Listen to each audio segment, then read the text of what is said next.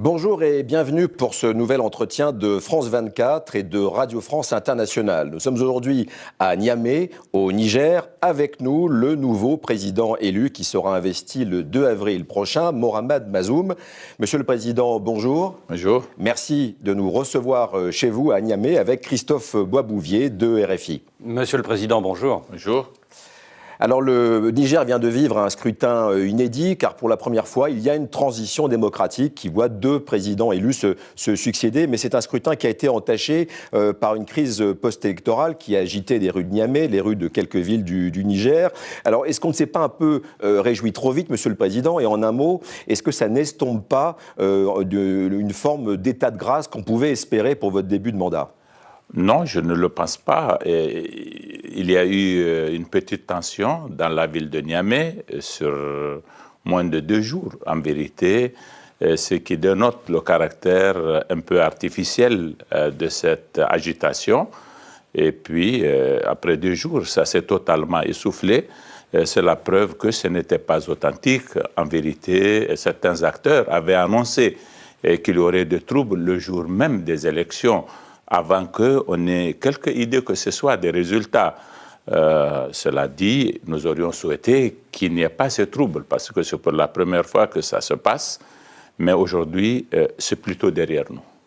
Alors, il y a eu les manifestations, mais il y a aussi, surtout eu, les attentats terroristes. Pendant la campagne, Monsieur le Président, vous avez déclaré les attaques meurtrières contre les camps militaires comme Inates et Chinagodar, c'est terminé, on a trouvé la parade. Mais malheureusement, aujourd'hui, ce sont les civils qui sont massacrés. 66 morts près de Bani Bangou, dans la région de Tillabéri. 137 morts près de Tilia, dans la région de Tawa. Est-ce que les djihadistes de l'EIGS, l'État islamique au Grand Sahara, ne sont pas en train de vous lancer un défi au moment où vous prenez les rênes du pays ?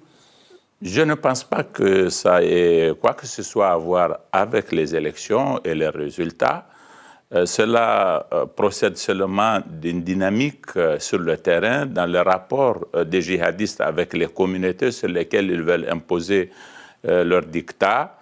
S'agissant plus précisément des Tilia, ce que nous savons, c'est que depuis un certain temps, vous avez beaucoup de motos dans la zone qui prélevaient ce qu'ils appellent la zakat sur ces populations, qu'elles sont parvenues plus ou moins à soumettre.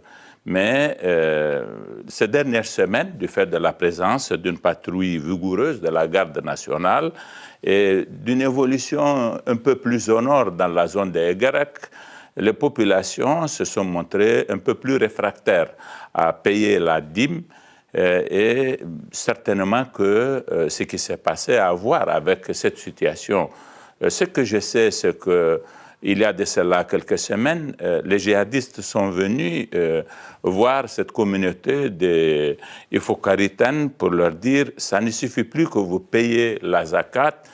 Si vous êtes dans l'optique de l'islam tel que nous le prenons, vous devez vous rallier à nous et pour cela, vous devez nous donner des contingents de jeunes qui seraient dans nos rangs et qui agiraient pour la cause de l'islam. » Au cours de ces discussions, la tribu de Foukareten a eu à leur dire que ça, ce n'est pas possible. Et alors, ils ont promis que si ça ne devait pas se passer comme ça, eux, ils séviront parce qu'ils considéreraient que désormais, eux, ils sont avec le régime et non plus avec l'islam. Voilà, je pense que ça a à voir avec des dynamiques très locales plutôt qu'avec un rapport avec la situation nationale. Mais, Monsieur le Président, selon un récent rapport de l'ONG International Crisis Group, il semble que notamment dans les attaques des 15 et 21 mars, les agresseurs soient revenus pour venger, c'est une forme de vendetta, certains des leurs qui avaient été tués. Et la question qu'on peut se poser aujourd'hui, est-ce que le Niger, comme on sait dans certains pays voisins, n'est pas en train de rentrer dans un cycle de violence communautaire ? Oui, évidemment, lorsqu'il y a des actions de ce genre, de massacres à grande échelle contre une communauté ciblée, parce que partout, ils avaient des cibles bien déterminées avant l'opération, et ils ont procédé au tri au sein des populations qu'ils ont trouvées sur place. Il y a des risques, en effet, de conflits intercommunautaires, parce que les djihadistes relèvent de certaines communautés, malheureusement, et ceux qu'ils agressent aussi appartiennent à des communautés bien déterminées. Et tout le défi pour nous, c'est de faire en sorte qu'il n'y ait pas cette escalade-là et que ça ne déborde pas du cadre strict d'opérations menées par des voyous que nous connaissons ou contre l'État ou contre des populations que nous avons, nous, la mission de défendre. Et c'est le défi de l'État, cela, et nous allons y faire face, nous l'assumerons, Inch'Allah. Vous allez y faire face, dites-vous, donc j'imagine que vous allez faire de nouveaux recrutements dans l'armée. Mais au Mali voisin, le Premier ministre déclare ouvertement qu'il faut négocier avec les djihadistes. Alors au Niger, est-ce que la manière forte ne montre pas ses limites? Est-ce qu'il n'est pas temps de changer de stratégie et d'ouvrir un canal de discussion avec certains mouvements djihadistes?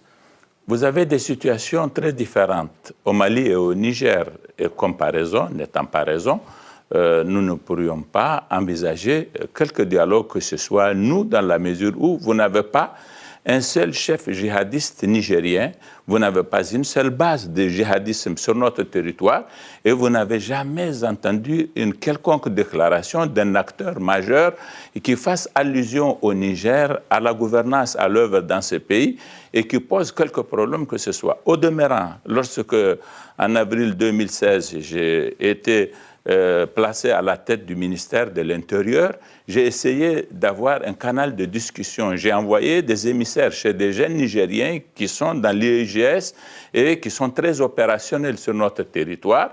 Leur réponse avait été de me dire que pour eux, ce qui les intéresse, c'est le djihad au Mali. Ils n'ont rien à voir avec le Niger. Je leur ai dit, à travers les émissaires que je leur ai envoyés, que j'étais prêt à discuter avec eux s'ils devraient dire qu'ils sont des Nigériens, même appartenant à une certaine communauté, qui ont des revendications très précises en rapport avec notre gouvernance, en rapport avec leurs conditions de vie, et que nous étions prêts à satisfaire toutes leurs revendications. Ils m'ont envoyé une liste de 22 personnes qui étaient détenues dans nos prisons, en me disant que ça, ce sont nos amis que l'armée a arrêtés. Nous souhaitons qu'ils soient libérés. Ils ont donné un ultimatum pour la fin du mois de février 2017.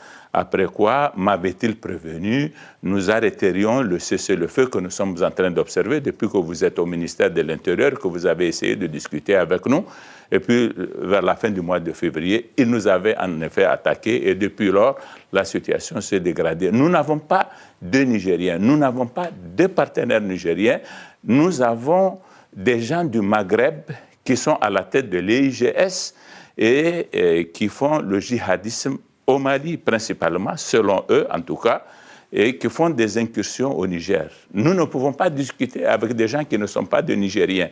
Et puisqu'il n'y a pas de Nigériens avec lesquels nous pouvons discuter, la question pour nous ne se pose pas. Et il ne faut pas comparer notre situation avec celle du Mali par conséquent. Glissons, si vous le permettez, Monsieur le Président, naturellement vers les armées coalisées contre l'antiterrorisme. Vous êtes bien au courant, évidemment, qu'il y a une campagne électorale qui va commencer en France, qui va mettre sur les rangs le président français, et que cette opération Barkhane, qui coûte cher, est de plus en plus impopulaire dans l'opinion française. Si, très concrètement, les Français se retiraient, même partiellement, ça serait pour vous un goût d'inachevé, voire vous ressentiriez ça en tant que Nigérien comme un abandon des Français ? Non, nous ne ressentirons pas ça comme un abandon de la part des Français. Barkhane, c'est surtout au Mali, c'est ça qu'il faut d'abord savoir. Ensuite, évidemment, nous aurions souhaité, dans le cadre de notre coopération avec l'armée française, avoir de meilleurs résultats que nous n'en avons. Et cet échec relatif, c'est notre échec à nous tous, c'est l'échec de l'ensemble de la coalition. Mais un retrait partiel de la France, dans la mesure où il maintiendrait le dispositif aérien, n'aura pas de grand effet sur le cours de la situation et sur le rapport de force. Vous savez que l'armée française n'est pas impliquée physiquement au sol contre les djihadistes. Le mode d'action, le concept des opérations tel qu'il est mené procédant d'une volonté de faire le maximum d'économies de pertes en vies humaines, a dicté un comportement à l'armée française et qui fait que même si certains effectifs sont retirés, cela n'aura pas un grand impact sur le terrain. L'impact sera davantage symbolique et politique qu'opérationnel, tout simplement. Ce qui nous importe, nous, c'est une certaine présence des forces aériennes françaises qui, elle, de mon point de vue, sera garantie, quels que soient les effectifs français qui seront présents dans le cadre de cette opération. Revenons à la politique nigérienne. Depuis un mois, l'ancien Premier ministre Hama Amadou, qui est l'un de vos principaux opposants, est en prison. Le procureur l'accuse d'incitation à la haine ethnique et de propos à caractère raciste. Pourquoi l'arrêter en mars ? N'étant pas le procureur ni le ministre de la Justice, je ne saurais vous apporter une réponse à cette question, M. Boisbouvier. Est-ce que depuis l'annonce de votre victoire, vous ne devez pas constater que l'ancien Premier ministre Hama n'a tenu aucun propos séditieux? Est-ce que si la situation reste calme, vous verriez d'un bon œil son éventuelle libération? C'est une question pour le moment que je ne me pose pas, donc je ne saurais y répondre. Parlons de vos grands défis, les défis qui attendent votre mandat, la lutte contre la corruption, qui était d'ailleurs l'un des chevaux de bataille pendant la campagne de l'opposition. Par exemple, cet audit qui révèle que 76 milliards de francs CFA ont été détournés dans un contrat d'armement au ministère de la Défense, par exemple. Est-ce que, dans cet exemple précis, les coupables seront un jour jugés ? J'imagine bien que s'il y a des coupables, et certainement qu'il y en a, ils seront jugés. Nous ferons en sorte qu'ils le soient. Mais je voudrais vous dire qu'il n'y a pas eu d'audit. Sur les chiffres, la réalité est très différente de ce que on a pu en savoir en général. Cela dit, au ministère de la Défense nationale du Niger, sous notre régime, il s'est passé des choses avec lesquelles nous ne sommes pas d'accord, avec lesquelles le président Issoufou n'est pas d'accord. C'est ça qui a expliqué qu'il ait voulu voir de plus près ce qui se passe, et des choses qui ne peuvent pas rester impunies. Et nous ferons en sorte que l'impunité cesse lorsque des Nigériens commettent des choses de ce genre-là. Vous vous apprêtez, Monsieur le Président, à gouverner un pays qui souffre de la pauvreté. 40% de la population vit en dessous de 2 $ par jour et qui est maintenu dans cette pauvreté, notamment par la surnatalité, 7 enfants par femme en moyenne, c'est le record du monde.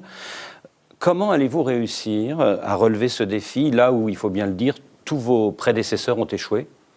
J'entends promouvoir l'éducation dans notre pays.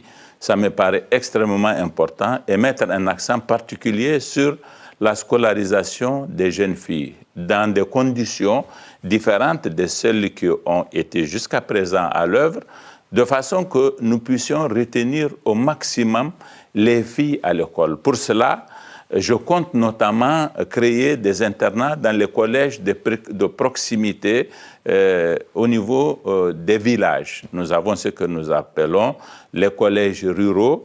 Et à l'intérieur, je compte construire des internats pour les jeunes filles. Parce que très souvent, ce qui se passe, c'est que lorsque une fille entre en 6e, mais que le collège n'est pas dans le village de ses parents ont tendance à considérer qu'elle sera dans des conditions qui ne favoriseront ni son éducation à l'école, ni son éducation à la famille.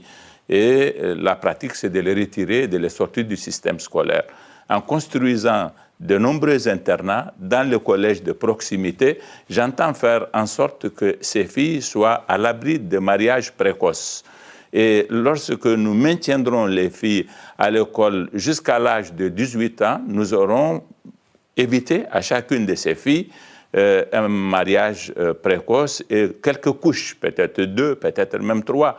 77% des filles nigériennes sont mariées avant l'âge de 18 ans et 28% d'entre elles sont mariées avant l'âge de 15 ans. Si nous scolarisons massivement les filles et si nous les maintenons longuement à l'école, nous avons là un biais par lequel nous pouvons lutter contre ce phénomène des mariages des enfants et des couches alors qu'elles n'ont pas même l'âge de 15 ans. C'est un grand défi et nous en parlons sans tabou. Le président Issoufou en parler de façon très courageuse, mais nous serons encore tenus d'être courageux et faire en sorte que nous discutions ce problème-là. Merci, Monsieur le Président, de nous avoir accordé cet entretien. Et merci à vous de nous avoir suivis sur France 24 et sur Radio France Internationale. Merci beaucoup.